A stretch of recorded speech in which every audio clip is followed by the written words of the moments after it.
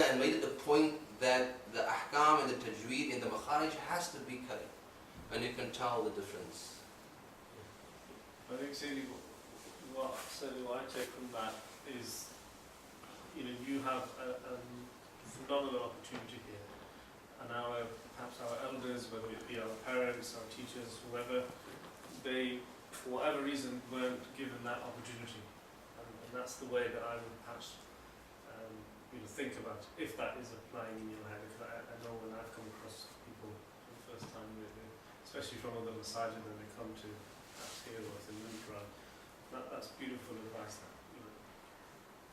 think what I want to just add to that is that, of course,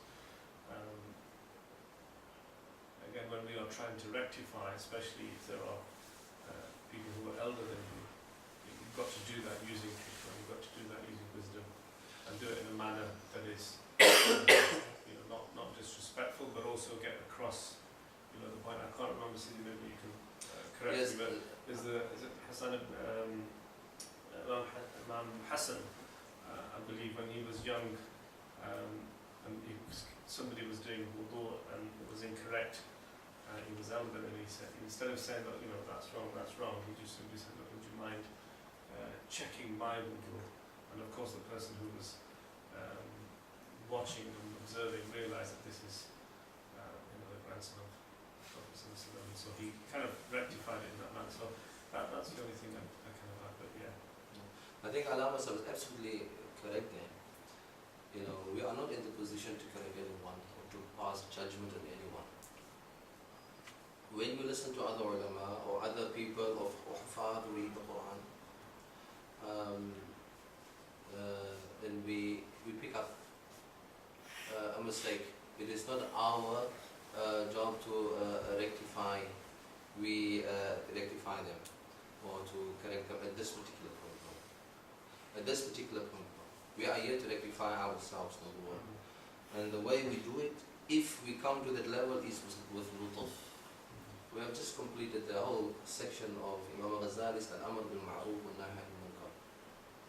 And the most repeated advice in the Bab was that whenever you see something wrong, right, you have to do it with the utmost lutuf, the utmost gentleness and kindness. If you see something wrong, you have to approach the person in such a manner as if you are, the one who has done wrong. Alright? But at the moment, your maqam, or the purpose that you are here for, to learn the sacred sciences, we are not teaching you to rectify left, right and center and to be policing the people. No. That is not the purpose. We rectify ourselves, and when we are given the maqam of a teacher, teaching students, youngsters, at the madrasa, this is where you become active. With our elders and those who are reading in a specific manner. The ulama say, if the person doesn't have the physical and the mental competency, they don't have the time, and in the area there's no alim from which they can learn this, with the condition also that they know they are not reading correctly, right?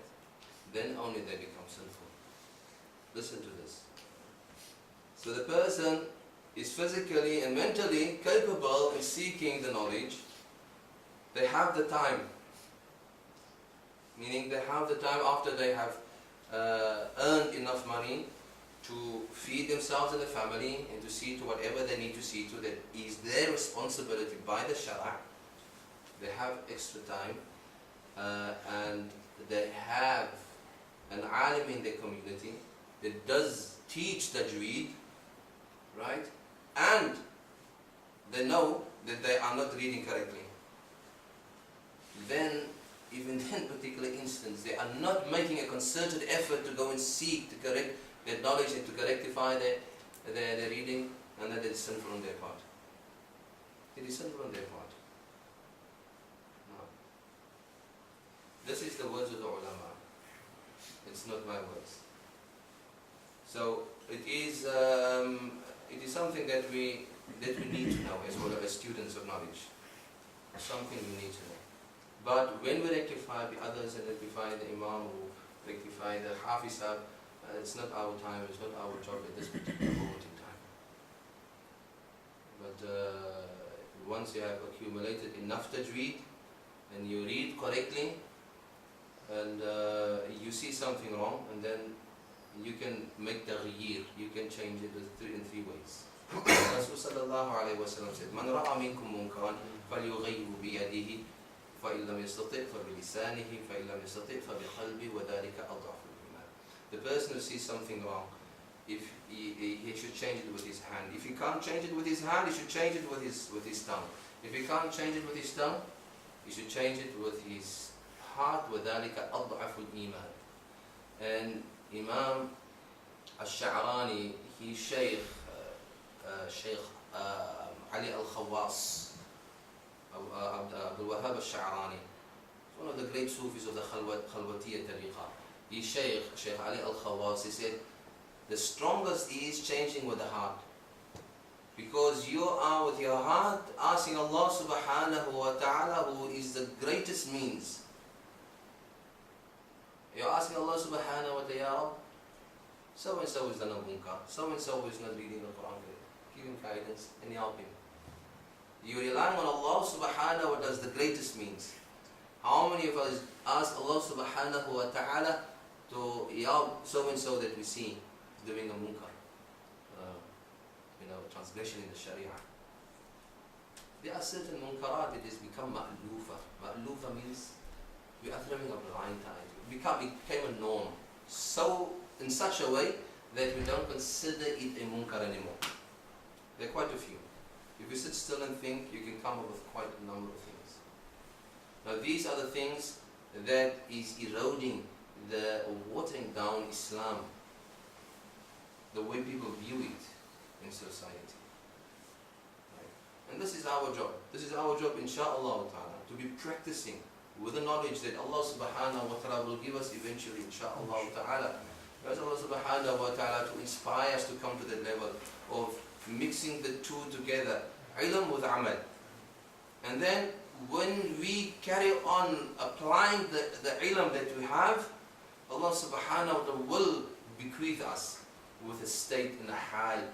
And that hal is what we need in our communities. Right? That hal, that state, that wakes people up. When they see somebody, they feel drawn. They feel that they should wake up to this deen. And that is the job of every single talib ilm. Ask Allah subhanahu wa ta'ala to grant us tawfiq. Inshallah ta'ala. وَمَا ذَلِكَ عَلَى اللَّهِ بِعَزِيزٍ. It's not difficult upon Allah subhanahu wa ta'ala to be so upon anybody. Alhamdulillah. Ihya Ulumuddin is one of the most foremost books in tasawwuf. But tasawwuf is divided into two types of tasawwuf. You get tasawwuf al-amali and tasawwuf al-dhawqi. Tasawwuf al-amali is practical tasawwuf. Right? And tasawwuf al-dhawqi is the tasawwuf that deals with the state, in the hal, in the ma'rifah, the gnosis of the murid. I'm not a shaykh, and I'm not your shaykh, and you're not my murid. I'm just transmitting to you and reading to you the words of Imam al-Ghazali. I'm a translator, inshallah ta'ala. If Allah subhanahu wa ta'ala wakens up something within you, it is through the barakah of the Ihya Ulumuddin and the author of the Ihya Ulumuddin, and through Allah subhanahu wa ta'ala's tawfiq, that he channeled the awakening through the Ihya Ulumuddin and its author.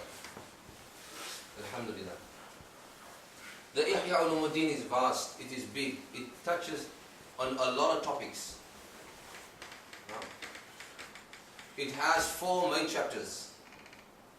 The first chapter is dealing with 4 chapters, rubu'at, it's called quarters. The first quarter speaks about rubu' al-ibadat. It goes into, you get Ibadah, you get the practical ibadah, and then you get the spiritual part of the ibadah. The practical part of the ibadah, the halal and haram, and the makruh and the sunnah, this we find in the books of fiqh. Right? This we find in the books of fiqh. The Qaduri and, the... there's so many of them. This is the first quarter. Rubu' al-ibadah. It teaches ilm, and then after that it teaches salah, cleanliness in salah, and then zakah, and then sawm, and then hajj. Then the rubu' al-ibadah is there. If you look at the ibadat section of Imam al-Ghazali, is Imam al-Ghazali's Ihya al-Ulumuddin, you will say that this is fiqh, but we can call it inner fiqh. And what we find in the the books of fiqh written by the great fuqaha of the madahib, this is outer fiqh. Now, this is inner fiqh. So when you go to the second quarter, you get the second quarter is the rubu' al-adat. Adat. The adat, we marry, that's one of the adat. We buy and sell, it's one of our adat, and so on and so forth. This particular section also, you get the outer fiqh, and Imam al-Ghazali presents the inner fiqh of marriage and how to buy and sell, brotherhood and so on. The things that we do as a community together. Imam al-Ghazali discusses that more from an inner fiqh point. Right? Then you get rubu' al-muhlikat, the quarter of the most destructive things that destroy mankind. Destroy him, he becomes asfar as-safilin, the lowest of the low. Right? Allah subhanahu wa ta'ala created man fi ahsan al-taqween, in the best of forms, beautifully, outwardly and inwardly. Right? If you look at the tarikh of mankind, the history of mankind, man originally was created sinless. He didn't have sin, he didn't come with sin, with a package. Right? But there are certain weaknesses and enemies that he was surrounded by, that he needs to be aware of. And this is where the test is. Shaitan, the dunya, his nafs, his hawa, his caprice. These four enemies are enemies that surround him all the time. Dunya, Shaitan, his ego, his caprice, his own opinion, well, I think this is okay. Even though the Sharia said, well, I think it makes sense this way. No? And then his nafs, which is his desires.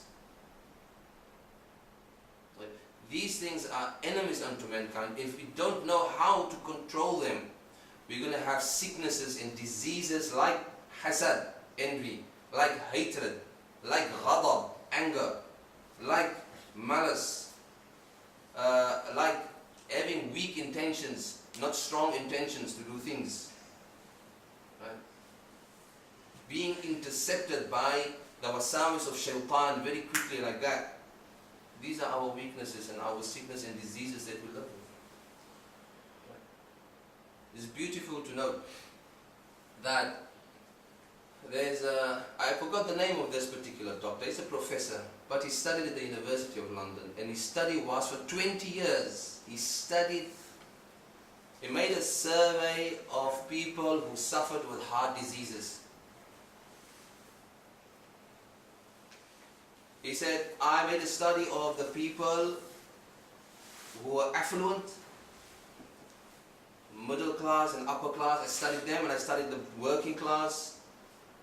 I studied everybody that I can study who had heart diseases, and I made assumptions, and I made my final assumption, and that was that it is the working class who suffer more of heart diseases than the middle class for the upper class. You might think that the middle class and the upper class, they are in very, very high positions. They have a lot of stress. They have a lot of things to think about. It has an impact on their health, an impact on their heart, the way they eat, and so on and so forth. He says, I always thought it was that, but it's not that. He said, it is the working class who suffer more. And I'll tell you why. He says, in my opinion, he said, it's because they don't have too much of the dunya, and they aspire continuously to have that of the fellow brothers and sisters in this world who have attained a good number of materialism in this world, and they don't have it. So they have a tantamount of hasad, envy in their heart, and this is what weakens their heart. So hasad doesn't only weaken the soul, but physically it brings upon the heart a type of disease that has a physical impact, not a metaphysical impact only. And I heard it on BBC Radio 4 in this country. I was baffled at that particular moment. So these are called diseases of the heart. Imam Ghazali, the ulama before him and after them call it diseases of the heart. And that is the rubu' al-muhlikat.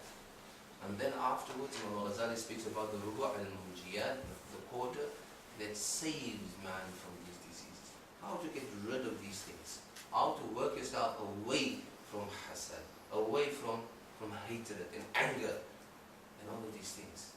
How to understand situations that Allah subhanahu wa ta'ala sends upon you.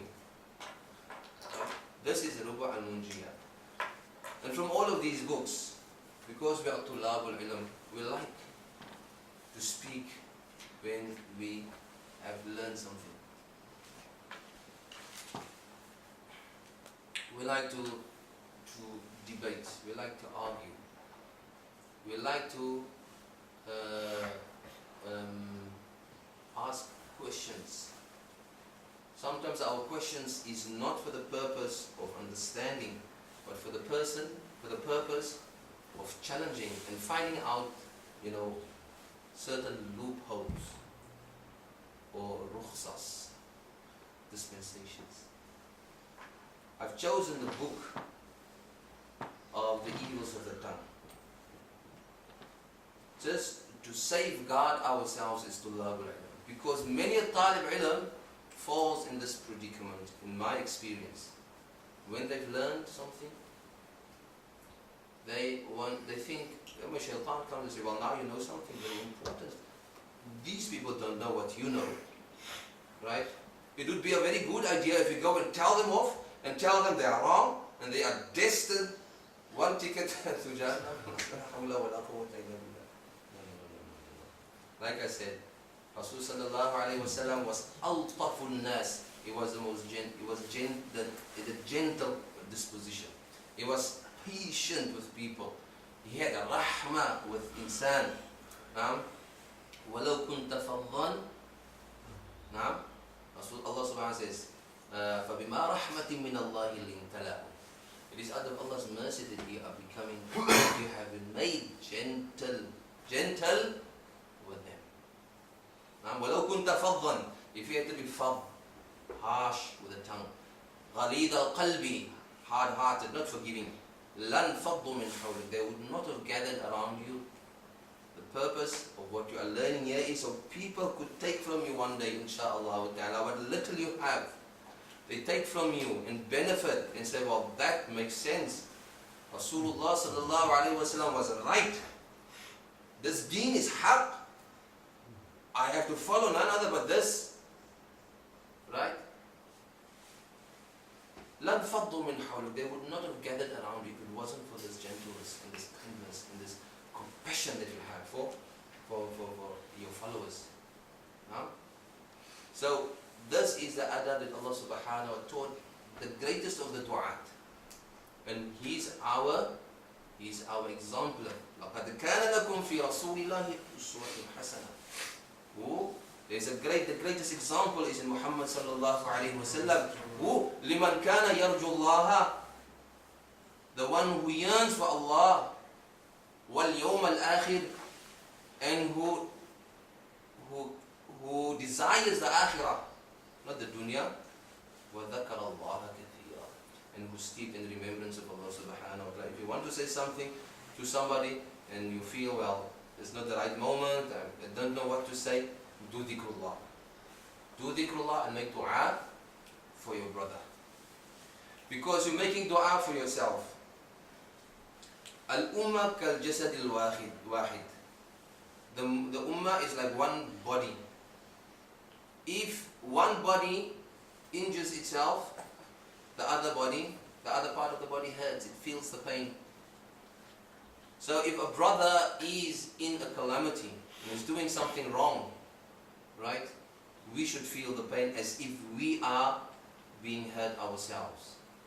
So if we're going to rectify somebody and we're going to try to wound ourselves, right, we're not going to immediately salt on meat and all of these things, rub it in. We're going to rub it in gently. Heal our wounds, right, because we're gonna experience a lot of pain if we do it that way. Heal our wounds, or maybe take it to the specialist, for example. So we need to treat our brothers and sisters, whether elderly or younger than us, with a great amount of compassion. That is the point. And I've chosen the bab adab al-lisan, or the evils of the tongue. Imam al-Ghazali highlights 20 evils of the tongue. As future du'at, we need to know how to speak. Right? We need to know how to speak. Sometimes we say something and we cause ourselves a lot of difficulty at the end of the day. Speech defends, but silence protects. Now, the ulama said, the awliya, they used to say, we have to learn how to keep silent the way we learn to speak. And this is one of the akhlaq of Rasul sallallahu alayhi wa sallam. Kana min asmatin nas. He was one of the most silentest of people. And he used to say, man samata naja. Whosoever is silent, naja. He is free from all the faults. So we need to know when to be quiet. Right? We need to know when to be quiet, when to speak. And this is the alama of wisdom. This is a sign of wisdom. It says in the English proverb, it says, even a fool is counted or is considered wise if he holds his peace. If he holds his peace. Somebody might not know anything about the subject, but it sits there. Everybody speaks. They will think, what is that wise guy doing over there? Why doesn't he speak? He keeps on sitting like this. The majlis is finished, everybody goes. He stands up. Oh, I wonder what's in his heart, They consider him the wisest of the wise. And everybody who's got the ilm, they spoke. But he's a fool and he didn't speak. So there is a hikmah, there's a beauty in silence. And it's tulab al-ilm, we need to learn how to keep our silence. Inshallah. At that particular ta'ala, we'll stop our lessons for tonight until we meet again, inshallah ta'ala.